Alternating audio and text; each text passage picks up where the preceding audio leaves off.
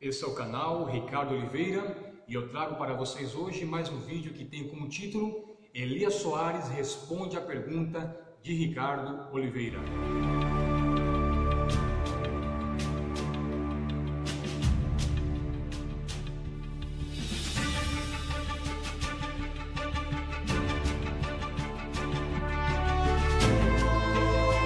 Olá meus amigos, tudo bem com vocês? Estou super feliz hoje porque estou tendo a oportunidade de mais uma vez estar gravando um novo vídeo aqui para o meu canal.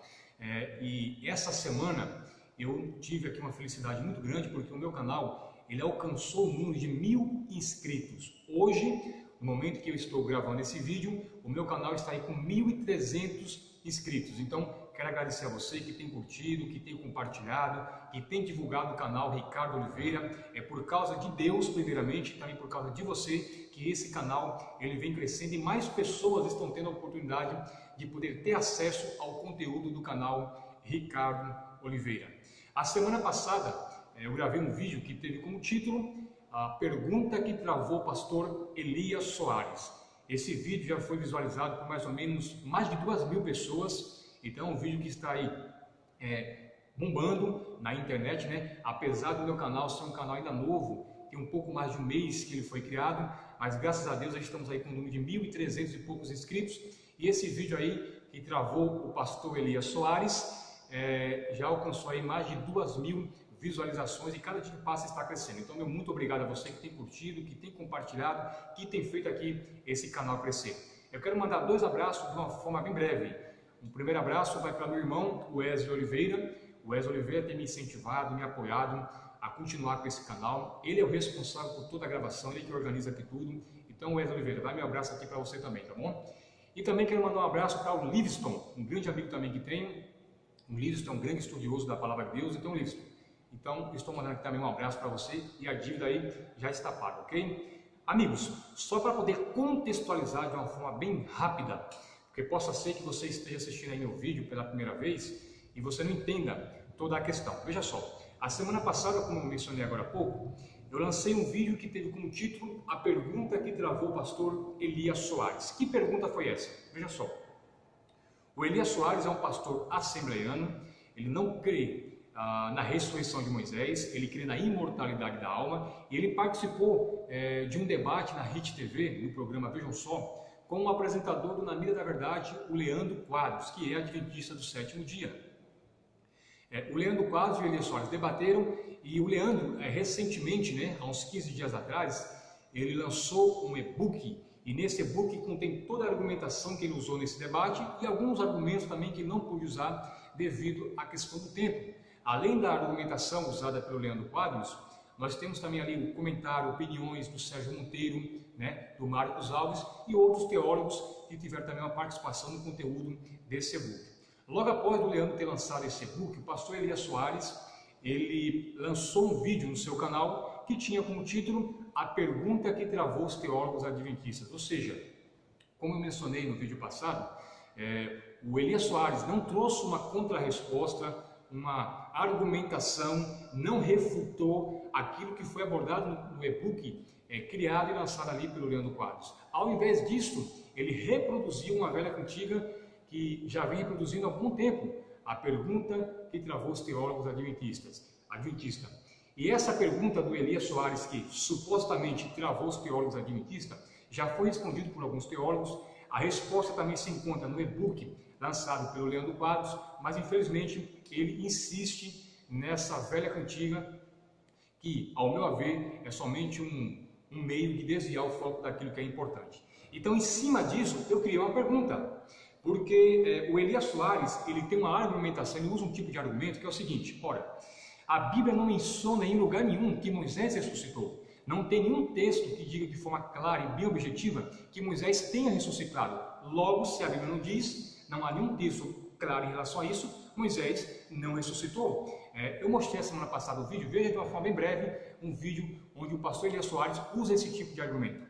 Um texto na Bíblia, nas Escrituras, que diga que ele foi ressuscitado. Visto que a Bíblia, nossa única regra de fé, doutrina, prática e fonte de autoridade, não diz em nenhum lugar que Moisés ressuscitou. Então, como vocês puderam presenciar mais uma vez, o Elias Soares diz: bom, se não tem nenhum texto que indique que Moisés ressuscitou então ele não ressuscitou. Em cima desse critério, usando o mesmo molde que o Elias Soares usou para criar sua argumentação, seguindo a mesma linha de raciocínio do Elias Soares, eu também fiz minha pergunta para ele. E essa pergunta já vai fazer um ano que eu fiz a ele. Ele prometeu por 2 vezes em responder ela em um grupo de debates e não respondeu.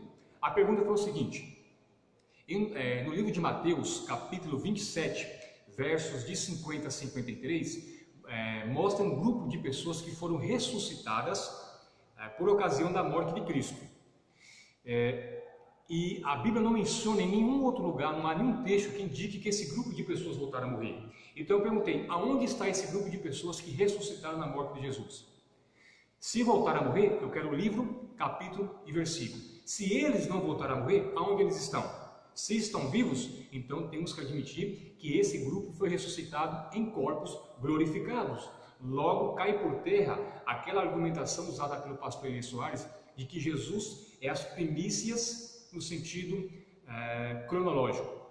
Jesus é as primícias dos que dormem no sentido cronológico. Se ele não conseguir provar, através de um texto, que esse grupo de pessoas voltaram a morrer, logo eles estão vivos em corpos glorificados e Jesus não pode ser as primícias no sentido cronológico, como afirma o pastor Elias Soares e alguns imortalistas. Se para o Elias Soares crer que Moisés ressuscitou, tem que ter um texto que indique isso de forma clara, eu também só vou acreditar que esse grupo voltou a morrer se ele conseguir provar que esse grupo, se ele conseguir provar através de um texto bíblico, de uma forma bem clara, que esse grupo voltou a morrer.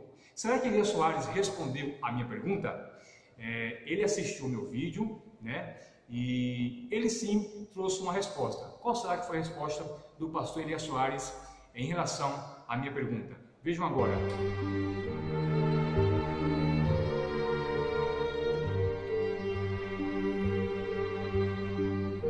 Como vocês puderam ver, o Elias Soares publicou na página do seu Facebook essa frase, né? Que quando um tolo faz uma pergunta tola, o sábio se cala. Interessante, né, queridos? O Elias Soares, quando ele participa de debates no Vejam Só, e principalmente com adventistas, Elias Soares quase não permite que seu interlocutor fale.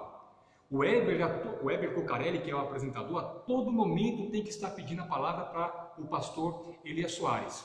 Ou seja, ele fala demais. E no momento em que ele deve falar e responder minha pergunta, ele simplesmente o quê? Se cala. Inédito isso, né? No momento do senhor falar, infelizmente, o senhor ficou calado.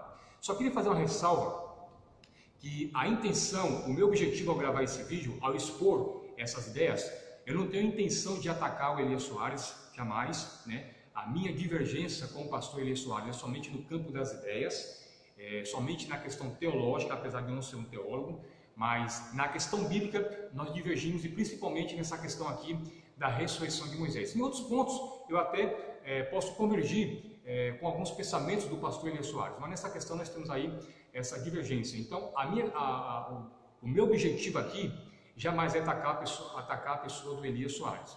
O meu objetivo é discutir ideias com ele. Mas enfim, o Elias Soares ele não respondeu a minha pergunta.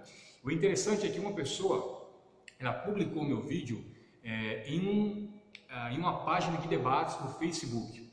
E dentre muitos comentários que surgiu lá, quem é que aparece lá fazendo um comentário? Ele mesmo, pastor Elias Soares. Então, eu aproveitei a oportunidade e disse: Elias Soares, já vai fazer um ano que eu lhe fiz essa pergunta, o senhor me prometeu por 2 vezes que ia responder e não respondeu. Por favor, o senhor poderia responder a minha pergunta nesse momento? Sabem qual foi a resposta dele? Confira aqui no slide a seguir.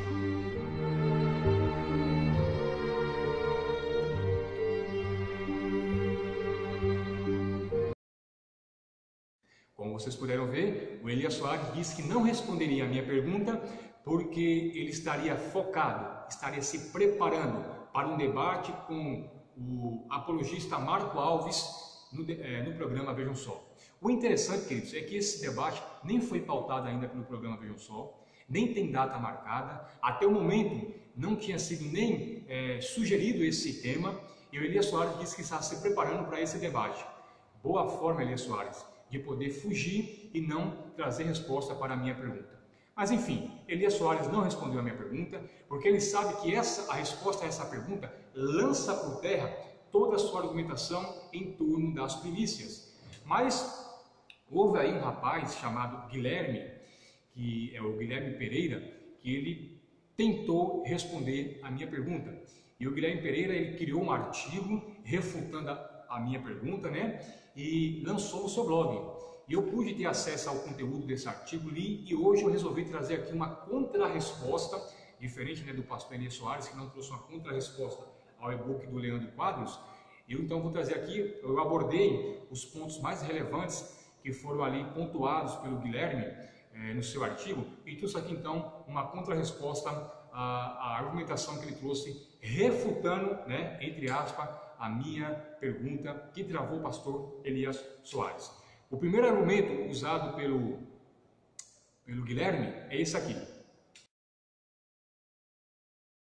Então, queridos, como vocês puderam ver, o Guilherme, ele, juntamente com outras pessoas, né, teve outras pessoas lá na página do Facebook, que disseram que a minha resposta, que a minha pergunta era uma pergunta ridícula, era uma pergunta desprovida de conhecimento bíblico, era uma pergunta tola, né? O Guilherme não usou esses termos, mas usou aí termos correlatos a isso, né?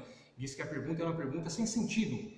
O Guilherme até que ele soube discutir com respeito, né? Até quero agradecer a ele pela maneira cristã que ele pôde discordar das minhas ideias, mas algumas pessoas disseram que minha pergunta era ridícula, desprovida de conhecimento bíblico, que não fazia sentido. Agora, por que eu disse que essa argumentação é o cúmulo da incoerência? Porque, vejam só, a minha pergunta ela foi criada em cima dos mesmos critérios da pergunta do pastor Elias Soares. Seguiu a mesma linha de raciocínio do pastor Elias Soares, ou seja, ele pede um texto, aquela teologia de um texto, né? Eu não sou muito adepto dessa teologia de um texto só, porque isso não é teologia. Mas eu simplesmente devolvi a pergunta para o Elias Soares usando os mesmos critérios que ele usou. Então vejam só, ele pediu um texto onde mostra que Moisés ressuscitou, eu pedi um texto onde mostra que esse grupo de pessoas que ressuscitou na morte de Cristo voltaram a morrer. Só que eu não vi ninguém dizer para o Elias Soares que a pergunta dele era tola, que a pergunta dele era desprovida de conhecimento, que a pergunta dele não fazia sentido. Por quê? Então, por que me acusar disso se eu simplesmente usei os mesmos critérios que o Elias usou para criar a sua argumentação? Só porque o Elias Soares é pastor e eu não? Só porque o Elias Soares é imortalista e eu não sou imortalista? Só porque eu sou adventista e ele não é adventista? Então, é complicada essa questão, né?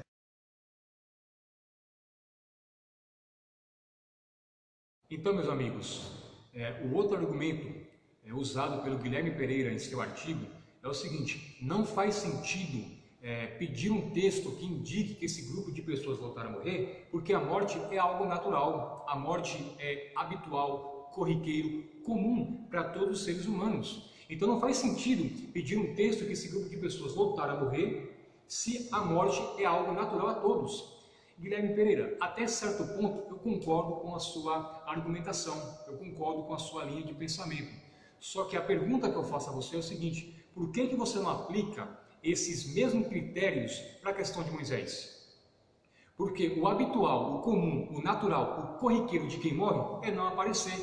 Porém, a Bíblia nos revela Moisés, após a sua morte, tendo o seu corpo disputado pelo arcanjo Miguel e pelo diabo. A Bíblia também nos revela Moisés aparecendo em glória no Monte da Transfiguração, conversando com Elias e com Jesus. A Bíblia também nos mostra Pedro se oferecendo e fazer tenda para Moisés. Ou seja, o corriqueiro, o habitual, o comum e o natural de quem morre é não aparecer. Porém, com Moisés, nós tínhamos um conjunto de fatores que mostra e evidencia que Moisés apareceu vivo no Monte da Transfiguração. Então, por que pedir um texto daquilo que é óbvio? Tá bom? Então, aplique esse mesmo critério para a questão de Moisés. O interessante que eu acabei de informar é que Moisés ele apareceu vivo, sim, porque não apareceu em espírito. Alguns dizem, né, que Moisés apareceu em espírito, só que eu não encontro isso no texto bíblico. E alguém pode perguntar: Ricardo, mas também o texto bíblico não diz que Moisés apareceu vivo. Mas veja só, Eclesiastes capítulo 9, versos 5 e 6 diz que quem morre não tem parte alguma das coisas que se encontram debaixo do sol. Ou seja, Moisés ele só pode ter aparecido vivo no Monte da Transfiguração, porque quem morre não tem parte alguma daquilo que está acontecendo debaixo do sol. E a transfiguração lá no monte aconteceu debaixo do sol. Logo, Moisés só pode ter aparecido vivo. E mais, Moisés não pode ter aparecido ali em espírito, porque a Bíblia ela condena a comunicação com os mortos. Aí podemos aqui ler em Deuteronômio capítulo 18, verso 11, que diz o seguinte: nem encantador, nem necromante, nem mágico, nem quem consulte os mortos, pois todo aquele que faz tal coisa é abominável ao Senhor.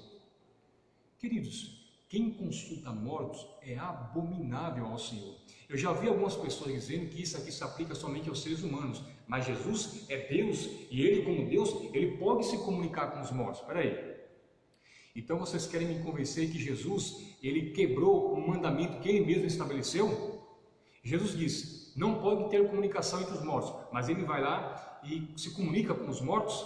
Ou seja, estão tentando me convencer de que Jesus, Ele é adepto daquele velho adágio: faça o que eu mando, mas não faça o que eu faço. Será que isso procede? Ou seja, a Bíblia diz que é algo abominável comunicação com os mortos. Queridos, o interessante é que abominável é algo que é repugnante a Deus. Por exemplo, a Bíblia diz que idolatria é abominação ao Senhor. Um homem se deitar com outro homem, essa relação é algo abominável ao Senhor. Os alimentos impuros, lá de Levítico capítulo 11, diz que é algo abominável ao Senhor. Então, será que Jesus poderia fazer todas essas outras práticas só porque Ele era Deus? Suponhamos, a idolatria é tida na Bíblia como algo abominável. E Jesus diz, não faça nenhum tipo de idolatria. Mas imagine agora Jesus, Ele idolatrando um outro Deus. O Deus Marduk, um outro Deus que vem existir. Faz sentido isso? Não faz sentido. Então, por que tentar aplicar essa questão da comunicação com os mortos? A Jesus pode se comunicar porque Ele é Deus. Essa proibição é somente na atmosfera humana. Não faz sentido um negócio desse. Estão tentando dizer que Jesus é adepto daquele velho adágio: faça o que eu mando e não faça o que eu faço. Ou seja, Moisés apareceu vivo porque a comunicação com os mortos é algo abominável ao Senhor e os mortos não têm parte alguma do que se faz debaixo do sol. Tá bom? Vamos agora para o próximo argumento utilizado aqui pelo Guilherme no seu artigo.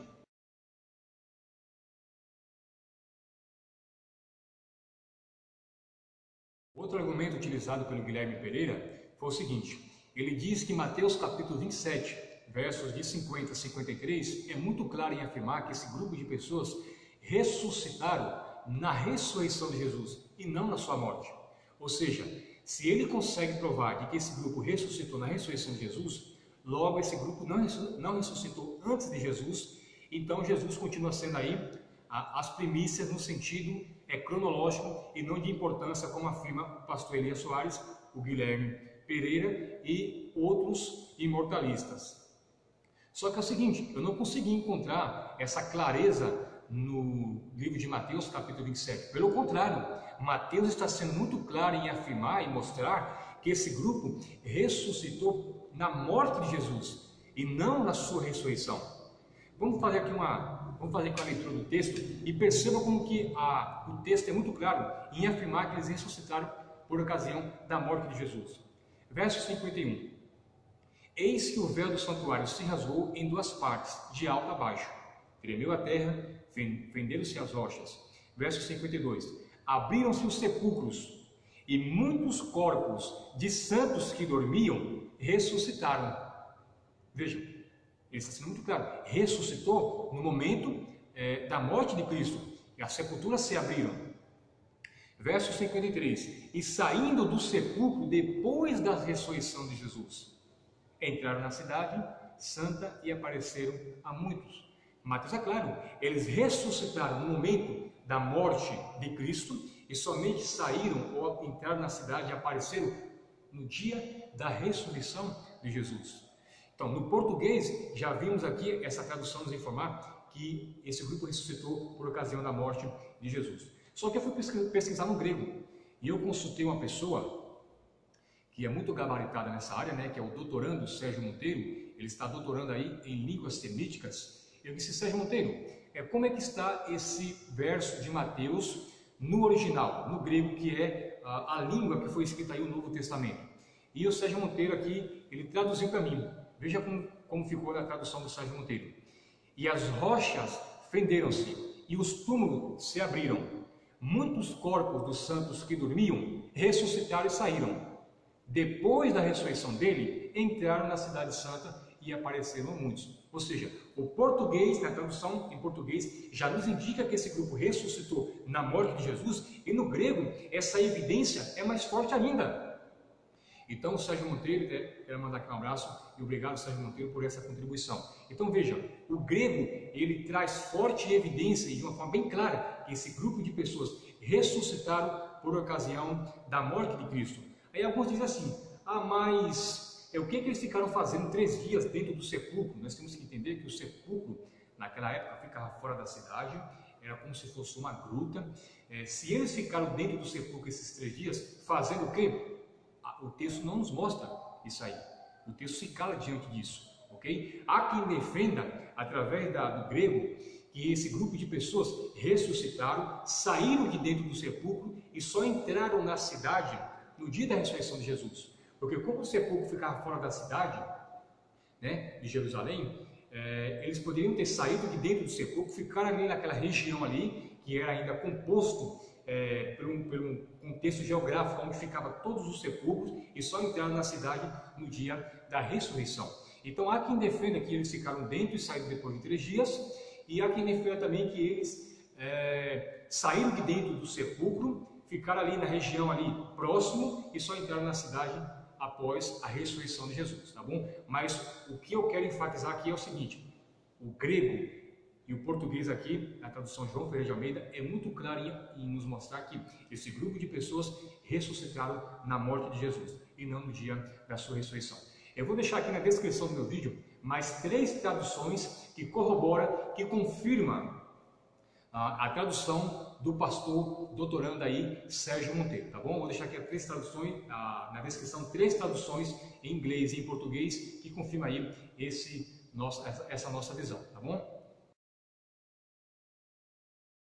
O outro argumento utilizado aí pelo Guilherme foi o seguinte: o que Ricardo está defendendo está em oposição àquilo que a sua instituição religiosa, que é a Igreja Adventista do Sétimo Dia, ensina, né? Ele diz que eu estou tendo uma visão, uma posição de que esse grupo ressuscitou na morte de Jesus, mas a Igreja Adventista do Sétimo Dia ensina que esse grupo ressuscitou na ressurreição de Jesus. E para poder confirmar a sua argumentação, ele utilizou o comentário bíblico adventista. Só que é o seguinte, de fato o comentário bíblico adventista, em português, ele mostra que esse grupo de pessoas, né, ressuscitaram no dia da ressurreição de Jesus. E agora, será que de fato Ricardo está em oposição àquilo que a igreja dele defende? Não, meus queridos. É o seguinte, eu fui buscar no comentário bíblico adventista no inglês, que é o original, né? O português, o comentário bíblico em português, ele é uma tradução do comentário bíblico adventista em inglês, que é o original. E por incrível que pareça, no comentário bíblico adventista em inglês, lá diz que esse grupo de pessoas ressuscitaram na morte de Jesus e não no dia da sua ressurreição.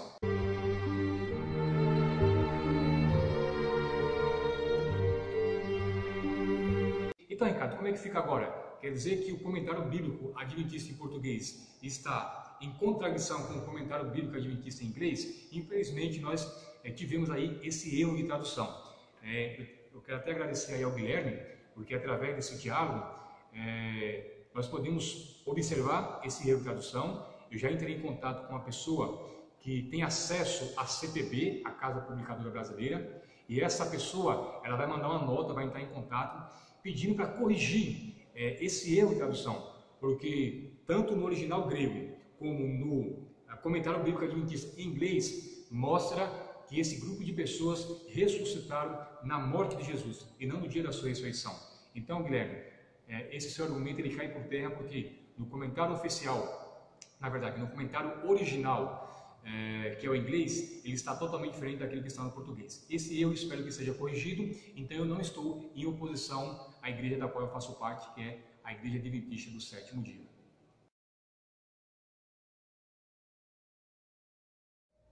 Um outro argumento utilizado pelo Guilherme Pereira é que ele disse que aquilo que eu estou defendendo, que esse grupo de pessoas ressuscitou na morte de Jesus, é diferente daquilo que Ellen White defende. Ele disse que Ellen White tem uma posição contrária à minha. E ele, para poder afirmar e confirmar esse seu argumento, ele utilizou aí algumas citações de Ellen White. E eu quero abordar ela aqui com vocês e mostrar que Ellen White não está dizendo aquilo que o Guilherme Pereira colocou em seu artigo. Veja só, antes disso, eu quero mostrar para vocês uma citação de Ellen White que eu mostrei para ele, né? Ele até colocou também em seu artigo, que é uma citação onde eu afirmo que Ellen White é bem clara, bem objetiva em afirmar que esse grupo de pessoas ressuscitou no momento da morte de Cristo. E essa citação, ela se encontra aqui no livro Desejado de Todas as Nações, página 556, pelo menos nesse formato aqui que eu estou utilizando. E na página 556, Ellen White, ela diz o seguinte: a voz que bradou da cruz, está consumado, foi ouvida entre os mortos. Penetrou as paredes dos sepulcros, ordenando aos que dormiam que despertasse. Desejado de Todas as Nações, página 556. Ou seja, Ellen White está sendo muito específica e bem objetiva e muito clara aqui nessa citação. Ela está dizendo o seguinte, que o que ressuscitou aquelas pessoas foi a voz que bradou na cruz, está consumado. Eles ressuscitam nesse momento em que é exclamado na cruz por Jesus, está consumado. Então, eu não sei onde é que o Guilherme Pereira encontra margem para defender a ideia de que Ellen White ensina que esse grupo de pessoas ressuscitaram por ocasião da sua ressurreição e não da sua morte. Então, ela está sendo bem clara, bem objetiva e bem específica. Esse grupo de pessoas despertaram no momento em que bradou na cruz, está consumado. Ok? Então, assim, essa é a posição de Ellen White em relação a essa questão. Só que o Guilherme, ele utilizou aí duas citações. Uma delas é a seguinte, ela afirma assim: o terremoto, por ocasião da sua morte, abriu o sepulcro e ao ressuscitar ele, ressurgiram juntamente. Eu infelizmente acabei esquecendo aqui o nome do livro que está contido essa citação, eu só coloquei aqui a página, que é a página 786. Eu vou ver depois se eu acho e coloco aqui na descrição do meu vídeo. Mas ela faz aqui, ela usa aqui essa citação que diz o seguinte: o terremoto, por ocasião de sua morte, abriu o sepulcro e ao ressuscitar ele, ou seja, Jesus, ressurgiram juntamente. Ele quer dizer que esse ressurgiram juntamente é que esse grupo de santos ressuscitou junto com Jesus. Ora, no português não está dizendo isso, ok? Aqui no português não está dando a entender que esse grupo de pessoas ressuscitaram junto com Jesus. E eu fui buscar também no inglês, que é a citação original de Ellen White. O interessante é que no inglês esse termo ressurgiram não aparece. Olha que interessante, né? Lá na citação em inglês, Ellen White, ela não usou esse termo ressurgiram. Parece que o termo que aparece ali é apareceram ou saíram, né? Mas o termo ressurgiram, onde dá a entender para o Guilherme que eles ressuscitaram junto com Jesus, não aparece ali no original inglês. Então, mais uma vez, cai por terra aí a tentativa do Guilherme em colocar Ellen White contra a minha posição que eu estou defendendo aqui nesse momento. A outra citação que o Guilherme usou em relação a Ellen White é uma citação que está em Primeiros Escritos, página 208, né? Ele usou ali, eu vou colocar aqui a imagem dessa citação para vocês poderem ler na íntegra, e vamos fazer aqui uns breves comentários em relação a essa citação e provar para vocês que Ellen White não está afirmando que esse grupo de pessoas ressuscitou por ocasião da ressurreição de Jesus. Vamos ver agora a imagem dessa citação.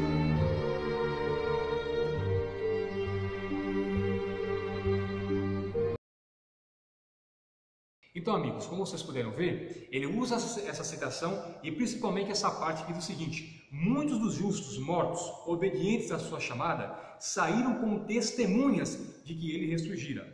E também diz: mas a ressurreição de Jesus foi feita duplamente certa pela ressurreição de uma multidão de testemunhas ao mesmo tempo. Primeiros Escritos, página 208. Então, ele usa essa questão aqui de duplamente certa, né? E uma multidão de testemunha ao mesmo tempo. Ele disse que Ellen White está dizendo que essa citação afirma que esse grupo de pessoas ressuscitaram com Jesus ao mesmo tempo. Vamos fazer aqui uma análise dessa citação. Eu fiz aqui anotei aqui algumas questões e quero compartilhar com vocês de uma forma bem breve. Já quero pedir perdão a vocês, acabou o vídeo ficando um pouco extenso, não era o meu objetivo, mas é um assunto tão complexo que nós temos que abordar tudo aquilo que foi levantado pelo Guilherme lá no seu artigo, ok? Mas eu prometo que em próximos vídeos vou tentar ser o mais breve, fazer vídeos bem mais curtos do que esse que estou fazendo nesse momento. Mas vamos para a citação de Ellen White. Primeiro, uma citação de Ellen White não pode contradizer a outra. Nós acabamos de ver que, no Desejado de Todas as Nações, página 556, ela é bem enfática em dizer: esse grupo de pessoas ressuscitaram no está consumado, no bradar da cruz, por ocasião da morte de Jesus. Então, uma citação dela não pode contradizer a outra. Então, esse é o primeiro ponto que eu quero abordar com você, ok? Logo, aquilo que ela está dizendo em primeiros escritos, não pode ser que esse grupo de pessoas ressuscitou na ressurreição de Jesus, porque estaria entrando em contradição, tá bom? Segundo ponto, nós temos que usar alguns critérios quando formos utilizar algumas citações de Ellen White. Nós temos que aplicar algumas regras de hermenêutica, de exegese, o mesmo que nós fazemos para com a Bíblia. Temos que usar com a citação de Ellen White. Não podemos pegar a citação de Ellen White de qualquer jeito para pendurar nela os nossos pressupostos, tá bom? Outro ponto que eu queria compartilhar com vocês. O objetivo dessa citação de Ellen White em Primeiros Escritos, página 208, não é informar o momento que esse grupo de pessoas ressuscitou. Esse não é o objetivo de Ellen White nessa citação. Então é muito bom fazermos essas perguntas antes. Qual o objetivo do texto? Qual é o contexto que essa citação se encontra? Para podermos de fato entender aquilo que Ellen White estava querendo dizer, tá bom? Então vamos para o contexto dessa citação. Como disse a vocês, Ellen White não tem aqui a intenção, na narrativa dessa citação, dizer em que momento esse grupo de pessoas ressuscitou. Isso ela já fez lá no Desejado de Todas as Nações, página 556. Foi na morte de Cristo, tá bom? O contexto é o seguinte: Ellen White está fazendo aqui uma narrativa em torno dos líderes religiosos que pagaram, compraram pessoas para ocultar a ressurreição de Jesus. Então eles pagaram. E Ellen White está fazendo aqui uma descrição desse episódio, desses líderes religiosos que estavam colocando em xeque a verdade sobre a ressurreição de Jesus, de que ele tinha ressuscitado. E para isso eles pagaram pessoas. E é nesse momento onde ela diz que a ressurreição de Jesus foi duplamente santificada. Não só por causa da ressurreição de Jesus, mas também por causa dessa multidão. Ok? Então, esse é um outro ponto que eu queria compartilhar com vocês. O quinto ponto é o seguinte: Ellen White, nessa citação, ela faz uma descrição bem pontual, de uma forma bem sintética, resumida. Ela não está detalhando como ela fez lá no Desejado de Todas as Nações, página 556. Entendeu? Ela está resumindo o todo em apenas um ponto. O interessante é que nós encontramos essa mesma estrutura literária tanto na Bíblia como nos escritos de Ellen White, como também em literaturas seculares. Mas isso é muito peculiar também na Bíblia e nos escritos de Ellen White. Em alguns momentos, Ellen White ela detalha uma determinada questão. Em outros, ela é bem pontual. Por exemplo, deixa eu dar aqui um exemplo bíblico. A queda. Em certos momentos, a queda é apresentada como algo bem pontual, de uma forma bem resumida. Adão tomou do fruto, e comeu. Por causa de um só homem entrou o pecado no mundo. Mas nós sabemos que a queda ela é formada por várias facetas, por muitos momentos.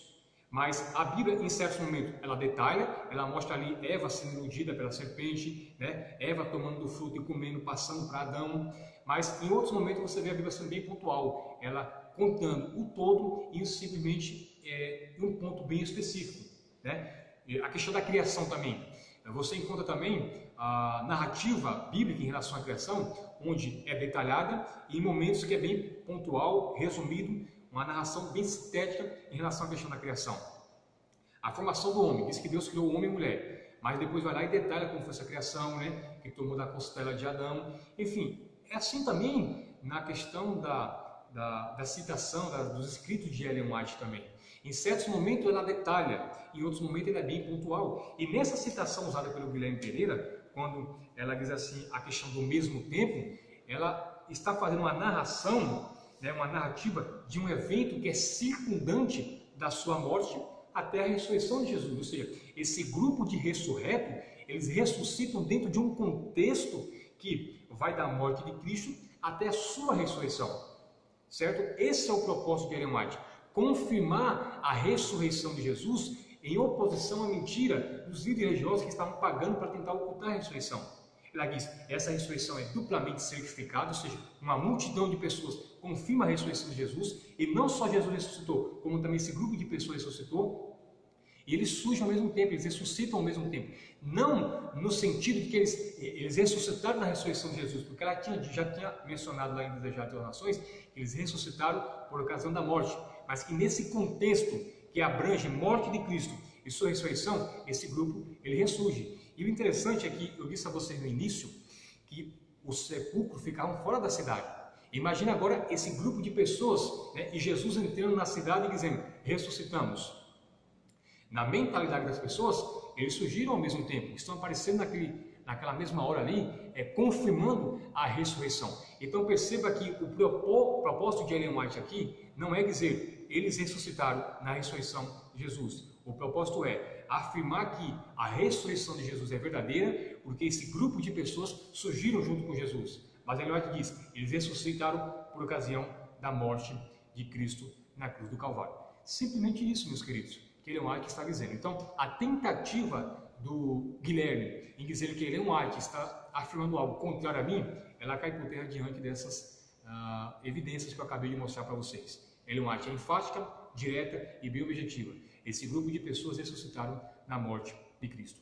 Então, meus amigos, para poder finalizar o vídeo, que já ficou um pouco extenso, eu queria dizer a vocês, a minha posição, ela tem respaldo bíblico, ela tem respaldo no grego, ela tem respaldo no comentário bíblico adventista em inglês, ela tem respaldo no Desejar de Todas as Nações, página 556, Ellen White é bem objetivo em informar isso, já mostrei para vocês.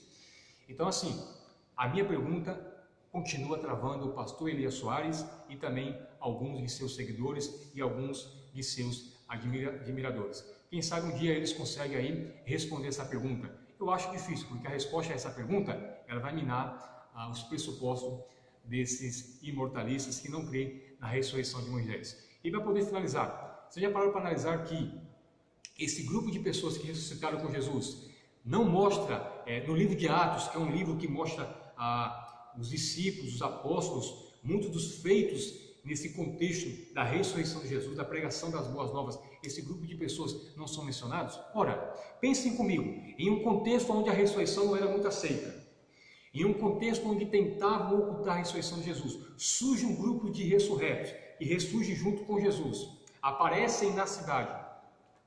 Vocês não acham que se esse grupo tivesse ficado muito tempo aqui na Terra, o livro de Atos tinha mencionado muitos episódios com esse grupo de pessoas?